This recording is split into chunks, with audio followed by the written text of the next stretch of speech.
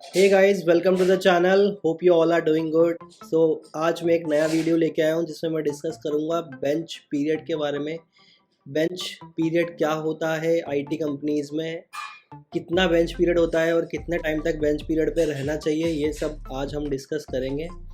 तो bench period basically होता है कि जब आप आईटी कंपनी ज्वाइन करते हैं, एचआर आपको ऑफर लेटर देता है, तो बेसिकली वो डिसाइड करते हैं कि या तो आप डायरेक्टली प्रोजेक्ट ज्वाइन करेंगे। एक प्रोजेक्ट स्पेसिफिक रिक्वायरमेंट होती है, तो या तो एचआर बोलेगा कि जो रिक्वायरमेंट के लिए हम हायर कर रहे हैं वो प्रोजेक्ट स्पेसिफिक रिक्वायरमेंट है, और आप डायरेक्टली जैसे ही आपके पास ऑफर लेटर आता है, आप फर्स्ट डे से कंपनी ज्वाइन करते हैं और आप डायरेक्टली प्रोजेक्ट में टैग हो जाते हैं। उनके प्रोजेक्ट की कुछ फॉर्मेलिटीज़ होती है और उसके बाद आप डायरेक्टली काम करना स्टार्ट कर देते हैं। ओके, तो ये हो गया कि आप डायरेक्टली काम करना स्टार्ट कर देते हैं। आपको डायरेक्टली कॉल आती है एचआर की और प्रोजेक्ट स्पेसिफिक रिक्वायरमेंट होती है, तो जिसके लिए आपको बेंच पे नहीं बैठना पड़ता। मतलब आप नॉन बिलेबल रिसोर्स नहीं रहते हैं, आप बिलेबल रिसोर्स रहते हैं। बिलेबल मतलब क्लाइंट आपकी बिलिंग फर्स्ट डे से ही स्टार्ट कर देगा। तो आपने सपोज एचसीएल कंपनी ज्वाइन करी और आपका क्लाइंट है कोई XYZ कंपनी, तो XYZ कंपनी आपकी एचसीएल कंपनी को पैसे देगा, फिर एचसीएल आपकी कंपनी को पैसे देगी। तो XYZ क्लाइंट जो है वो आपका 10 टाइम्स पैसा देता है एचसीएल को। ओके, सो सपोज करो एचसीएल ने आपको हायर किया 6 लाख के पैकेज पे, आपकी सैलरी कुछ सपोज 45,000 तक बनेगी। तो अगर एचसीएल जो क्लाइंट को चार्ज करेगा, XYZ क्लाइंट को चार्ज करेगा, तो बहुत मतलब ऑलमोस्ट आप बोल सकते हो 3 to 4 टाइम्स वो चार्ज करते हैं क्लाइंट को। जैसे यूरोप का क्लाइंट हो गया, पर आवर की बिलिंग होती है, तो उस हिसाब से वो लोग चार्ज करते हैं क्लाइंट को, और उस हिसाब से कंपनी अपना कुछ रेवेन्यू कट करके तब आपको पैसा देती है। ओके, और सेकंड हो गया, फिर आपके पास एचआर की कॉल आई और एचआर आपको बोलेगा कि ये प्रोजेक्ट स्पेसिफिक रिक्वायरमेंट नहीं है, और हम डायरेक्टली, जैसा आपका प्रोफाइल है, आप सॉफ्टवेयर डेवलपर हो, आप सॉफ्टवेयर टेस्टर हो, तो कंपनी हायर कर रही है सॉफ्टवेयर टेस्टर या सॉफ्टवेयर डेवलपर को, तो आपको इनिशियली मतलब 2 से 3 महीना आपको प्रोजेक्ट नहीं मिलेगा। आपके पास कॉल्स आएंगे प्रोजेक्ट के, जैसे ही आप कंपनी ज्वाइन कर लोगे आपके पास प्रोजेक्ट्स आएंगे। तो जैसे ही आपकी स्किल्स मैच करेगी तभी आपको प्रोजेक्ट के अंदर लिया जाएगा। जैसे ही आप कंपनी ज्वाइन करते हो, जैसे एचसीएल हो गई, कॉग्निजेंट हो गई, तो जब आप कंपनी ज्वाइन कर लोगे उसके बाद आपको इंटरनली प्रोजेक्ट के कॉल्स आएंगे, नहीं तो आपको बेंच पे बैठना पड़ेगा। ओके, तो ये तो हो गया बेंच पीरियड। आप नॉन बिलेबल रिसोर्स की तरह ट्रीट किए जाओगे। आपको टाइम शीट जो भरनी पड़ेगी अंदर कंपनी में जाकर के, वो भी नॉन बिलेबल रिसोर्स की तरह ही भरनी पड़ेगी। एज ए सॉफ्टवेयर डेवलपर या as a software tester join कर रहे हो ऑर्गेनाइजेशन को, बीट HCL या कॉग्निजेंट या इन्फोसिस, कोई सी ऑर्गेनाइजेशन आप ज्वाइन कर रहे हो, तो इनिशियली मैं बात करूँगा फ्रेशर की और एक्सपीरियंस पर्सन की। तो फ्रेशर के केस में क्या होता है कि बहुत सारी बार ऐसा होता है कि आपको जब ऑर्गेनाइजेशन ज्वाइन करनी है तो आपको एज ए बेंच पे ही बैठना पड़ेगा। तो बेसिकली ये रहेगा कि जैसे आप कंपनी ज्वाइन करते हो, आपको किसी ट्रेनिंग में डाल देंगे, तो ट्रेनिंग जावा की हो सकती है, ट्रेनिंग टेस्टिंग की हो सकती है। और कई बार तो ऐसा हुआ है, क्योंकि मैं भी इस फेज से गुजरा हूँ, मुझे करीब 8 साल का एक्सपीरियंस है।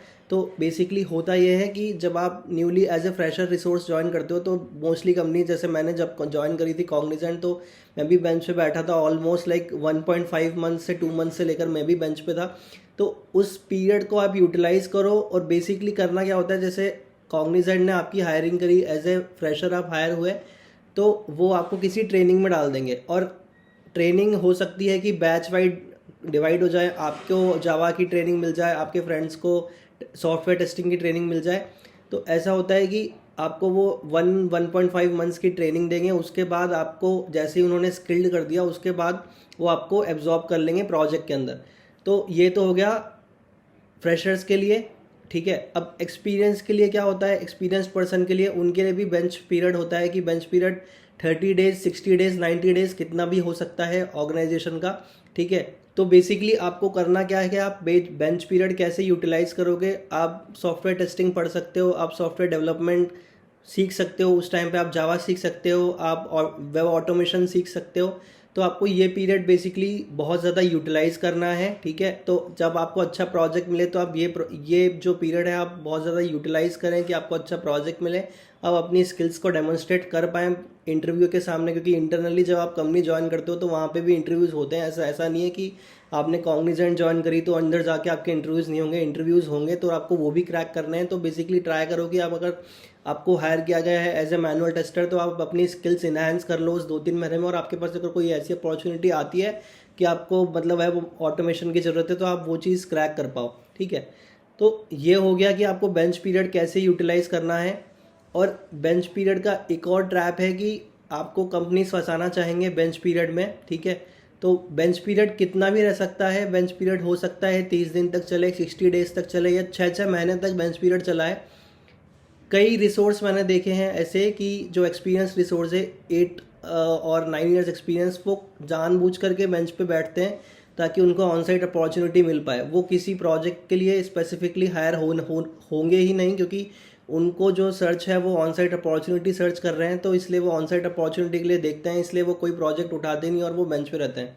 तो मतलब सजेशन मेरा इस चीज़ में यही रहेगा कि इस फेज़ में जो करंट मार्केट सिनेरियो है, इस टाइम पे ज़्यादा बेंच पे ना बैठें, क्योंकि ये जो टाइम है, क्योंकि जैसा आपको पता है कि एक्सेंचर ने 19,000 एम्प्लॉयज़ को फायर कर दिया है जो नॉन बिलेबल एम्प्लॉयज़ हैं। ओके, नॉन बिलेबल जो बेंच पे बैठे हैं, तो बेंच पे बैठे हुए रिसोर्सेज को कंपनी फायर कर रही है, तो ये पॉइंट ऑफ टाइम पे आप बेंच पे ना बैठें।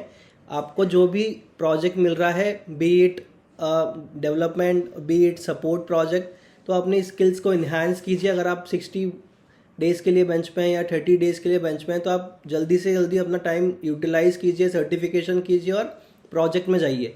तो ये टाइम है नहीं कि आप बेंच पे बैठें बेसिकली, क्योंकि मार्केट का आपको पता ही है कैसा चल रहा है। सारी कंपनीज ले ऑफ कर रही हैं अभी, इवन सर्विस बेस्ड कंपनीज भी ले ऑफ करने लग गई हैं। पहले तो प्रोडक्ट बेस्ड कंपनीज कर रही थी सिर्फ, जो बिग टेक कंपनीज हैं, अब जो है जो सर्विस बेस्ड कंपनीज भी ले ऑफ कर रही हैं। तो बेंच पे आपको ज़्यादा टाइम तक अभी नहीं बैठना है, ओवरऑल यही कंक्लूजन है। और आप इस टाइम को यूटिलाइज़ करें। ओके, और अगर आपने चैनल को सब्सक्राइब नहीं किया है तो चैनल को सब्सक्राइब करें, लाइक करें, अपने फ्रेंड्स के साथ शेयर करें। Thank you so much guys, bye.